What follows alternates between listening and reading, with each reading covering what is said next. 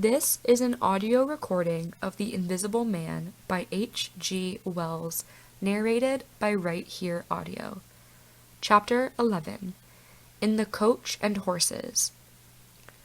Now, in order clearly to understand what happened in the inn, it is necessary to go back to the moment when Mr. Marvel first came into view of Mr. Huckster's window. At that precise moment, Mr. Cuss and Mr. Bunting were in the parlor. They were seriously investigating the strange occurrences of the morning, and were, with Mr. Hall's permission, making a thorough examination of the Invisible Man's belongings. Jaffers had partially recovered from his fall, and had gone home in the charge of his sympathetic friends. The stranger's scattered garments had been removed by Mrs. Hall, and the room tidied up. And on the table under the window where the stranger had been wont to work, Cuss had hit almost at once on 3 big books in manuscript labeled Diary. "Diary," said Cuss, putting the 3 books on the table. "Now, at any rate, we shall learn something." The vicar stood with his hands on the table. "Diary," repeated Cuss, sitting down, putting 2 volumes to support the 3rd, and opening it. No name on the fly-leaf. Bother, cipher, and figures. The vicar came around to look over his shoulder. Cuss turned the pages over with a face suddenly disappointed. Dear me, it's all cipher, Bunting." "There are no diagrams?" asked Mr. Bunting. "No illustrations throwing light?" "See for yourself," said Mr. Cuss. "Some of it's mathematical, and some of it's Russian or some language, to judge by the letters, and some of it's Greek." "Now the Greek—" "I thought you—" "Of course," said Mr. Bunting, taking out and wiping his spectacles, and feeling suddenly very uncomfortable, for he had no Greek left in his mind worth talking about. "Yes, the Greek, of course. May furnish a clue." "I'll find you a place." "I'd rather glance through the volumes first," said Mr. Bunting, still wiping. "A general impression first, Cuss, and then, we can go looking for clues." He coughed, put on his glasses, arranged them fastidiously, coughed again, and wished something would happen to avert the seemingly inevitable exposure. Then he took the volume Cuss handed him in a leisurely manner. And then something did happen. The door opened suddenly. Both gentlemen started violently, looking round, and were relieved to see a sporadically rosy face beneath a furry silk hat. "Tap?" asked the face, and stood staring. "No," said both gentlemen at once. "Over the other side, my man," said Mr. Bunting. "And please shut that door," said Mr. Cuss irritably. "All right," said the intruder, as it seemed in a low voice, curiously different from the huskiness of its first inquiry. "Right you are," said the intruder, in the former voice. "Stand clear," and he vanished and closed the door. "A sailor, I should judge," said Mr. Bunting. "Amusing fellows they are. Stand clear, indeed. A nautical term, referring to his getting back out of the room, I suppose." "I dare say so," said Cuss. "My nerves are all loose today. It quite made me jump, the door opening like that." Mr. Bunting smiled as if he had not jumped. "And now," he said with a sigh, "these books." Someone sniffed as he did so. "One thing is indisputable," said Bunting, drawing up a chair next to that of Cuss. "There certainly have been very strange things happen in Iping during the last few days. Very strange. I cannot, of course, believe in this absurd invisibility story." "It's incredible," said Cuss. "Incredible. But the fact remains that I certainly saw, right down his sleeve." But did you? Are you sure? Suppose a mirror, for instance. Hallucinations are so easily produced. I don't know if you've ever seen a really good conjurer. I won't argue again, said Cuss. We've thrashed that out, Bunting. And just now, there's these books. Ah, here's some of what I take to be Greek. Greek letters, certainly. He pointed to the middle of the page. Mr. Bunting flushed slightly and brought his face nearer, apparently finding some difficulty with his glasses. Suddenly, he became aware of a strange feeling at the nape of his neck. He tried to raise his head and encountered an immovable resistance. The feeling was a curious pressure, the grip of a heavy, firm hand, and it bore his chin irresistibly to the table. "Don't move, little men," whispered a voice, "or I'll brain you both." He looked into the face of Cuss, close to his own, and each saw a horrified reflection of his own sickly astonishment. "I'm sorry to handle you so roughly," said the voice, "but it's unavoidable. Since when did you learn to pry into an investigator's private memoranda?" said the voice, and two chins struck the table simultaneously, and two sets of teeth rattled. "Since when did you learn to invade the private rooms of a man in misfortune?" And the concussion was repeated. "Where have they put my clothes?" "Listen," said the voice. "The windows are fastened, and I've taken the key out of the door. I am a fairly strong man, and I have the poker handy, besides being invisible. There's not the slightest doubt that I could kill you both and get away quite easily if I wanted to. Do you understand? Very well. If I let you go, will you promise to not try any nonsense and do what I tell you?" The vicar and the doctor looked at one another, and the doctor pulled a face. "Yes," said Mr. Bunting, and the doctor repeated it. Then the pressure on the necks relaxed, and the doctor and the vicar sat up, both very red in the face, and wriggling their heads. "Please keep sitting where you are," said the invisible man. "Here's the poker, you see."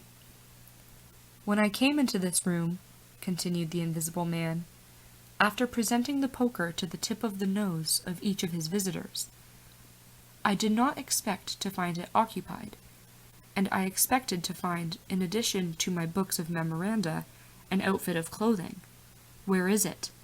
No, don't rise. I can see it's gone.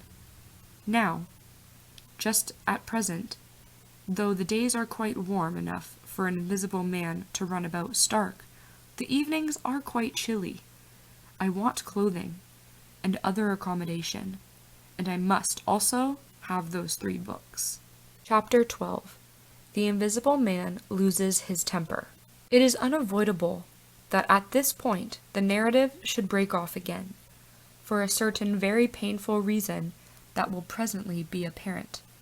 While these things were going on in the parlor, and while Mr. Huckster was watching Mr. Marvel smoking his pipe against the gate, not a dozen yards away, were Mr. Hall and Teddy Henfrey, discussing in a state of cloudy puzzlement the one iping topic. Suddenly, there came a violent thud against the door of the parlor, a sharp cry, and then silence. "Hello?" said Teddy Henfrey. "Hello," from the tap. Mr. Hall took things in slowly but surely. "That ain't right," he said, and came round from behind the bar towards the parlor door. He and Teddy approached the door together, with intent faces. Their eyes considered. "Something wrong," said Hall, and Henfrey nodded agreement. Whiffs of an unpleasant chemical odor met them, and there was a muffled sound of conversation, very rapid and subdued. "You all right there?" asked Hall, rapping. The muttered conversation ceased abruptly. For a moment's silence, then the conversation was resumed, in hissing whispers, then a sharp cry of, "No! No, you don't!" There came a sudden motion, and the oversetting of a chair, a brief struggle, Silence again. "What the deuce?" exclaimed Henfrey. Sotto voce. "You all right there?" asked Mr. Hall sharply again. The vicar's voice answered with a curious, jerking intonation. "Quite right. Please don't interrupt." "Odd," said Mr. Henfrey. "Odd," said Mr. Hall. "Says, don't interrupt," said Henfrey. "I heard 'n," said Hall. "And a sniff," said Henfrey. They remained listening. The conversation was rapid and subdued. "I can't," said Mr. Bunting, his voice rising. "I tell you, sir, I will not." "What was that?" asked Henfrey. "Says he will nart," said Hall. "Warn't speaking to us, was he?" "Disgraceful," said Mr. Bunting within. "Disgraceful," said Mr. Henfrey. "I heard it distinct." "Who's that speaking now?" asked Henfrey. "Mr. Cuss, I s'pose," said Hall. "Can you hear anything?" Silence. The sounds within indistinct and perplexing. "Sounds like throwing the tablecloth about," said Hall. Mrs. Hall appeared behind the bar. Hall made gestures of silence and invitation. This aroused Mrs. Hall's wifely opposition. "What yer listenin' there for, Hall?" she asked. "Ain't you nothin' better to do, busy day like this?" Hall tried to convey everything by grimaces and dumb show, but Mrs. Hall was obdurate. She raised her voice. So Hall and Henfrey, rather crestfallen, tiptoed back to the bar, gesticulating to explain to her. At first, she refused to see anything in what they had heard at all. Then, she insisted on Hall keeping silence while Henfrey told her his story.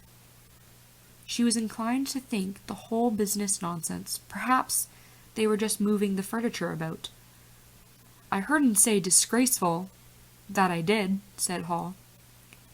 "I heard that, Mrs. Hall," said Henfrey. "Like as not," began Mrs. Hall. "Shh!" said Mr. Teddy Henfrey. "Didn't I hear the window?" "What window?" asked Mrs. Hall. "Parlor window," said Henfrey. Everyone stood listening intently.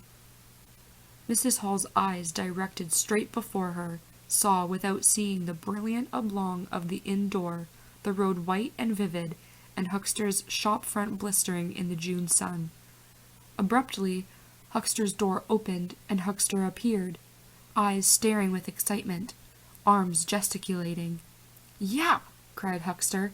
"Stop, thief!" And he ran obliquely across the oblong towards the yard gates and vanished. Simultaneously came a tumult from the parlor and a sound of windows being closed. Hall, Henfrey, and the human contents of the tap rushed out at once, pell-mell into the street.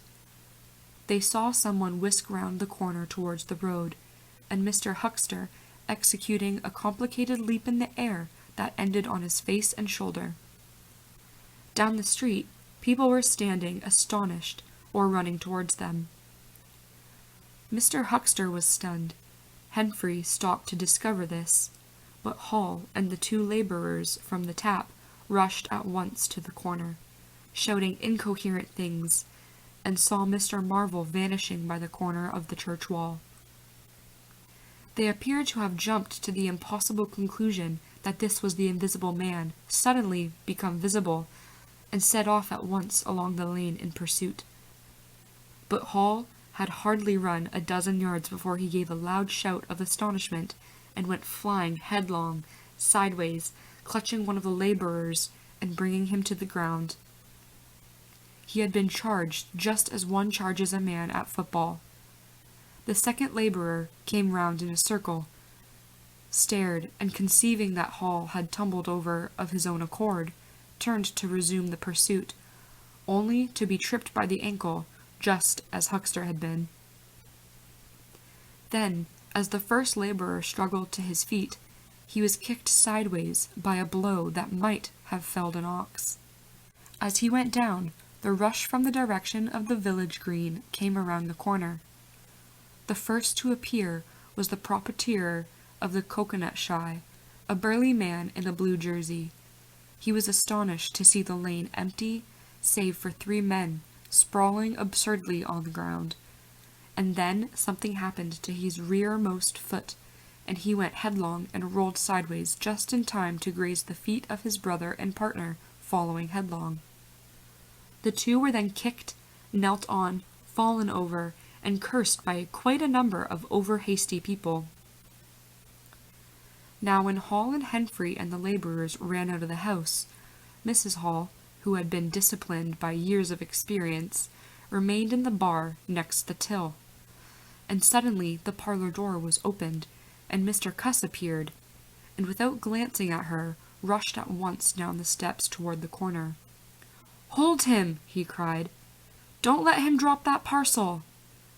He knew nothing of the existence of Marvel, for the invisible man had handed over the books and bundle in the yard. The face of Mr. Cuss was angry and resolute, but his costume was defective. A sort of limp, white kilt that could only have passed muster in Greece. "Hold him!" he bawled. "He's got my trousers, and every stitch of the vicar's clothes. Tend to him in a minute," he cried to Henfrey as he passed the prostrate huckster, and, coming round the corner to join the tumult, was promptly knocked off his feet into an indecorous sprawl. Somebody in full flight trod heavily on his finger. He yelled, struggled to regain his feet, was knocked against and thrown on all fours again, and became aware that he was involved, not in a capture, but a rout. Everyone was running back to the village. He rose again and was hit severely behind the ear. He staggered and set off, back to the coach and horses forthwith, leaping over the deserted huckster who was now sitting up on his way. Behind him, as he was halfway up the inn steps, he heard a sudden yell of rage, rising sharply out of the confusion of cries, and a sounding smack in someone's face. He recognized the voice as that of the invisible man, and the note was that of a man suddenly infuriated by a painful blow. In another moment, Mr. Cuss was back in the parlour. "He's coming back, Bunting," he said, rushing in. "Save yourself!" Mr. Bunting was standing in the window, engaged in an attempt to clothe himself in the hearth-rug and a West Surrey Gazette. "Who's coming?" he said, so startled that his costume narrowly escaped disintegration. "Invisible man," said Cuss, and rushed on to the window. "We'd better clear out from here. He's fighting mad. Mad!" In another moment he was out in the yard. "Good heavens!" said Mr. Bunting, hesitating between 2 horrible alternatives. He heard a frightful struggle in the passage of the inn, and his decision was made. He clambered out of the window, adjusted his costume hastily, and fled up the village as fast as his fat little legs would carry him. From the moment when the invisible man screamed with rage and Mr. Bunting made his memorable flight up the village, it became impossible to give a consecutive account of affairs in Iping. Possibly the invisible man's original intention was simply to cover Marvel's retreat with the clothes and books, but his temper, at no time very good, seems to have gone completely at some chance blow, and forthwith he set to smiting and overthrowing for the mere satisfaction of hurting. You must figure the street full of running figures, of doors slamming and fights for hiding places. You must figure the tumults suddenly striking on the unstable equilibrium of old Fletcher's planks and 2 chairs, with cataclysmic results. You must figure an appalled couple caught dismally in a swing. And then the whole tumultuous rush had passed, and the Iping street, with its gods and flags, is deserted, save for the still raging unseen and littered with coconuts, overthrown canvas screens, and the scattered stock in trade of sweetstuff stall. Everywhere there is a sound of closing shutters and shoving bolts, and the only visible humanity is an occasional flitting eye under a raised eyebrow in the corner of a window pane. The invisible man amused himself for a little while by breaking all the windows in the coach and horses, and then he thrust a street lamp through the parlor window of Mrs. Gribble. He it must have been who cut the telegraph wire to Otterdean, just beyond Higgins' cottage, at the Otterdean road, and after that, as his peculiar qualities allowed, he passed. But it was the best part of 2 hours before any human being ventured out again into the desolation of Iping Street.